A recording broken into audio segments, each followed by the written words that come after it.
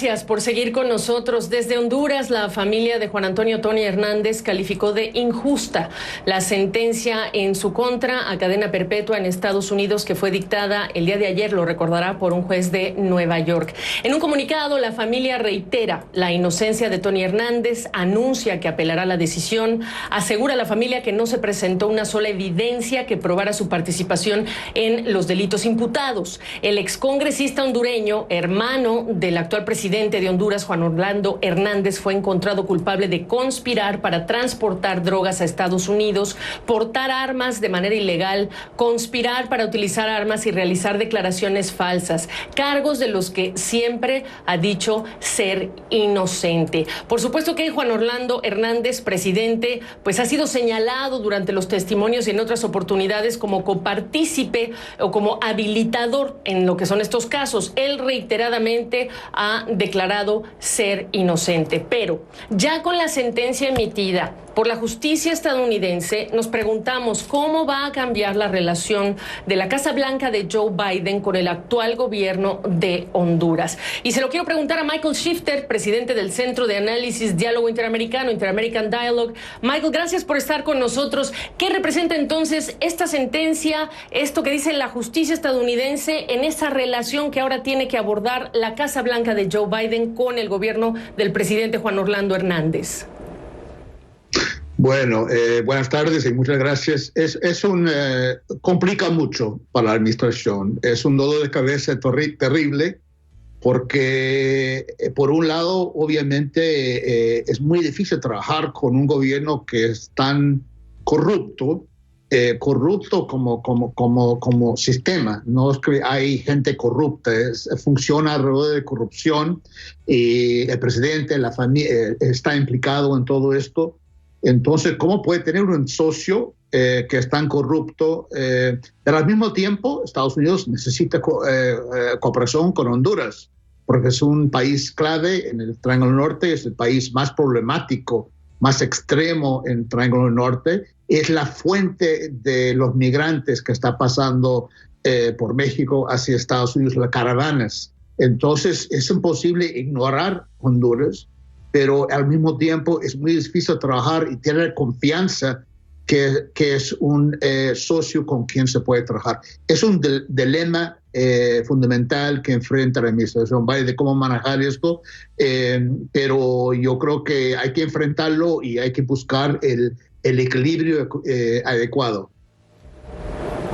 Entonces, en la práctica, por ejemplo, una Kamala Harris, ya designada por el presidente para encargarse de este tema y de esta problemática, o Alejandro Mayorkas, el secretario de Seguridad Nacional, ¿con quién hablarían, en tu opinión? ¿Quién es el interlocutor desde el lado del gobierno de Honduras?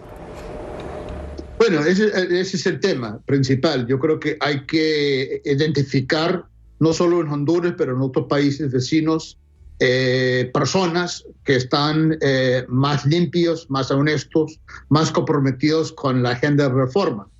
No es fácil y hay pocos, pero es el esfuerzo que tiene que hacer la administración Biden con Honduras y con otros países. Y también identificar y trabajar con líderes del sector privado, de también la sociedad civil, la iglesia y otras instituciones que sí comparten los valores que están tratando de impulsar la administración Biden en esos países, pero nuevamente es una tarea muy compleja, es muy difícil, pero no hay manera de invitarlo porque hay mucho en juego y no se puede simplemente no trabajar con nadie en Honduras, porque de eso la situación solamente se va a poner mucho peor.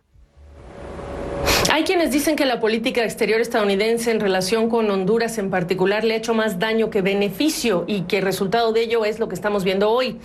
Recientemente, Michael, tú lo sabes, se generó un proyecto de ley que lidera un legislador de Oregón, Jeff Merkley, que suspendería cierta asistencia estadounidense al gobierno de Honduras hasta que se cumplan ciertas métricas, quizá de reducción de impunidad, de corrupción, de violaciones a los derechos humanos, entre otras. ¿Ves este tipo de proyectos de ley como herramientas importantes o ves que esto es un riesgo y una afectación directa a la población?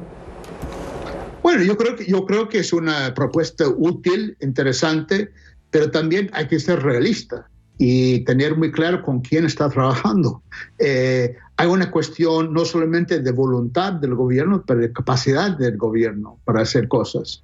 Entonces, el problema es que si no hay gente capaz de hacer estas cosas, a pesar de la presión desde Estados Unidos y otros países, ¿qué haces? O sea, dejas las personas así y en esa medida se va peor. O sea, si no hay, digamos, relaciones y vínculos de otros países con Honduras, la situación se pone mucho más grave y luego tendría que lidiar y tendría que tratar con las consecuencias de una crisis aún más profunda y más complejo en los próximos meses o los próximos años. Así que hay que enfrentarlo y buscar el equilibrio. No es fácil.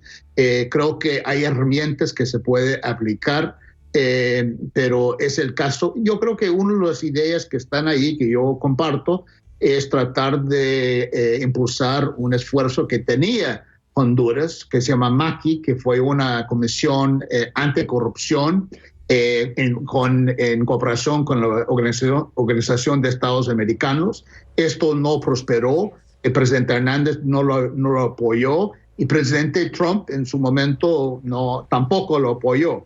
Yo creo que hay condiciones tal vez para repensar en ordenar una cosa así, pero también reconociendo que tendría, aún en mejores circunstancias, tendría un efecto limitado, mientras que hay un Estado tan corrupto de manera sistemática y generalizada.